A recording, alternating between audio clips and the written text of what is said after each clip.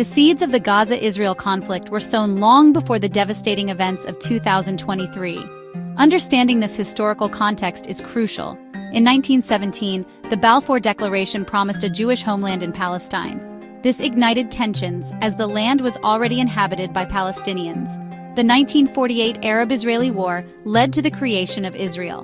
This event, known as the catastrophe by Palestinians, resulted in the displacement of over 750,000 Palestinians from their homes.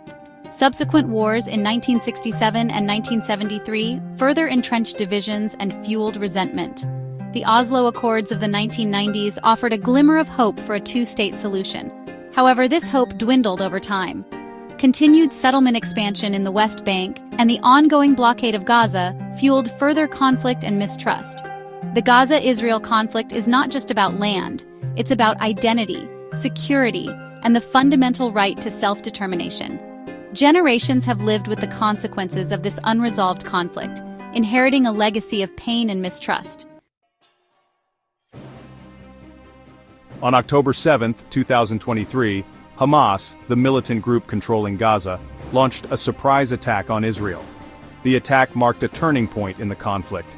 It shattered any illusion of a fragile peace and ignited a wave of anger and grief in Israel. The government vowed swift and decisive retaliation, plunging the region into a new cycle of violence. This attack, however, cannot be viewed in isolation. It was a desperate and brutal act, born out of years of occupation, blockade, and the denial of basic human rights for the people of Gaza. Israel's response to the Hamas attack was swift and merciless. The Israeli Defense Forces, IDF, launched a full-scale military operation, unleashing a barrage of airstrikes and artillery fire on Gaza. The densely populated enclave, already reeling from years of blockade, was ill-prepared for the onslaught. The destruction was catastrophic. Residential buildings, hospitals, schools, and critical infrastructure were reduced to rubble. The death toll in Gaza soared, with over 46,600 Palestinians killed, including a staggering number of women and children. The world watched in horror as the humanitarian crisis in Gaza spiraled out of control. Hospitals overflowed with casualties, essential supplies dwindled, and the stench of death permeated the air. The international community called for a ceasefire, but their pleas fell on deaf ears. The disproportionate use of force by Israel drew widespread condemnation. Human rights organizations accused Israel of war crimes, citing the indiscriminate targeting of civilians and civilian infrastructure. The conflict laid bare the devastating human cost of this intractable conflict. After months of relentless violence and unimaginable suffering, a ceasefire agreement was finally reached on January 17, 2025. Brokered by a coalition of international actors including Qatar, Egypt, and the United States, the agreement offered a glimmer of hope in the midst of despair. The ceasefire called for an immediate cessation of hostilities between Israel and Hamas. It also included provisions for the entry of humanitarian aid into Gaza, a lifeline for the beleaguered population struggling to survive amidst the ruins.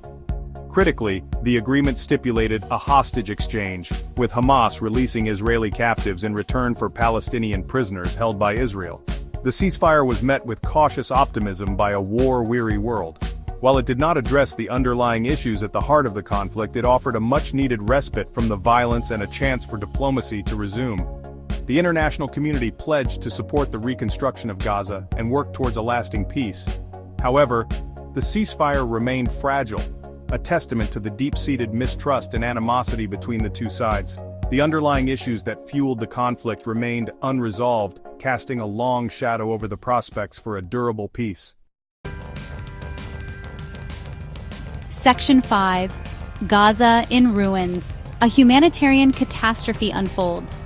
The ceasefire brought an end to the fighting, but the true scale of the humanitarian catastrophe in Gaza was only beginning to emerge. The relentless bombardment had left the already impoverished and densely populated enclave in ruins. The United Nations described the situation as catastrophic. Over 1.9 million people, the vast majority of Gaza's population, were internally displaced. They sought refuge in overcrowded UN shelters, makeshift tents, or the bombed-out shells of their former homes.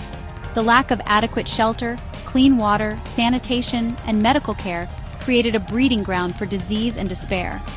The healthcare system, already on the brink of collapse before the war, was decimated. Hospitals, lacking essential supplies and overwhelmed with casualties, struggled to provide even basic care. The World Health Organization reported that over 22,500 people had sustained life-altering injuries, requiring long-term medical attention. The conflict exacerbated the already dire food insecurity in Gaza. With agricultural lands destroyed and supply chains disrupted, over 1.8 million people faced acute food shortages. Reports emerged of infants dying from malnutrition and hypothermia, a chilling reminder of the human cost of this conflict.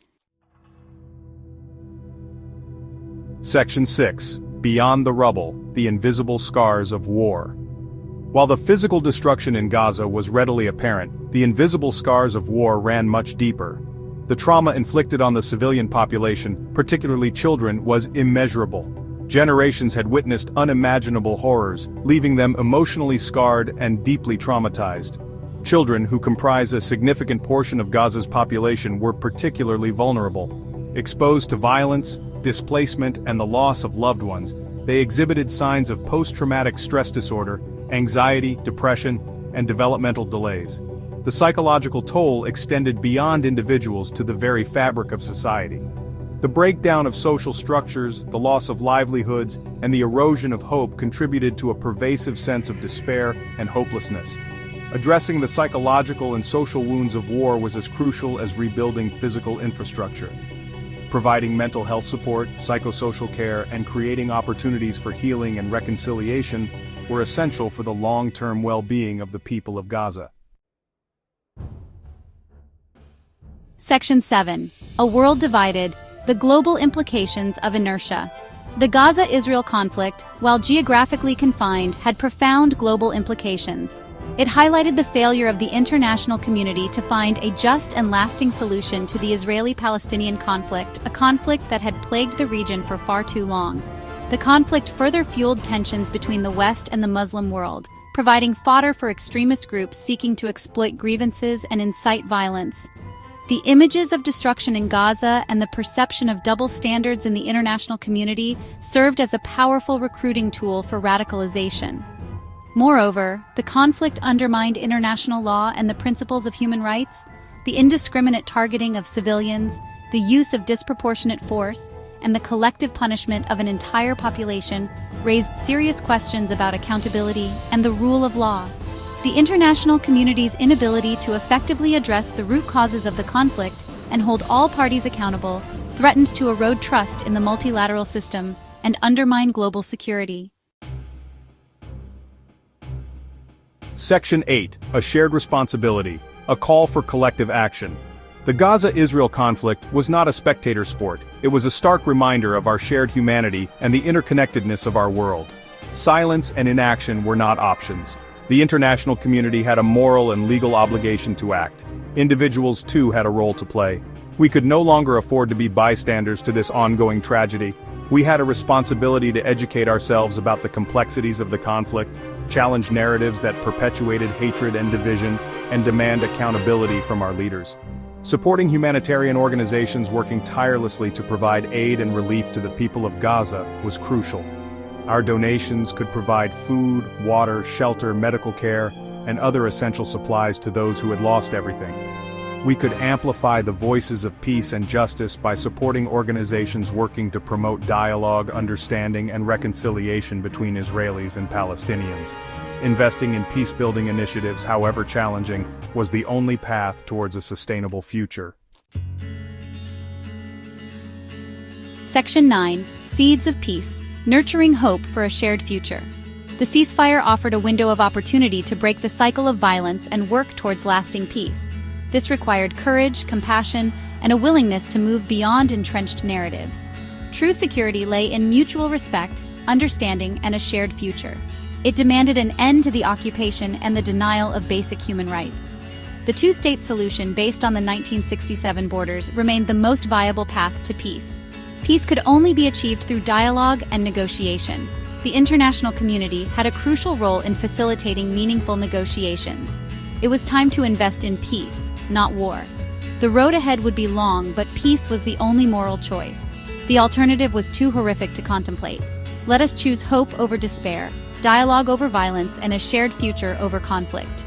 Let us plant the seeds of peace today for a brighter tomorrow.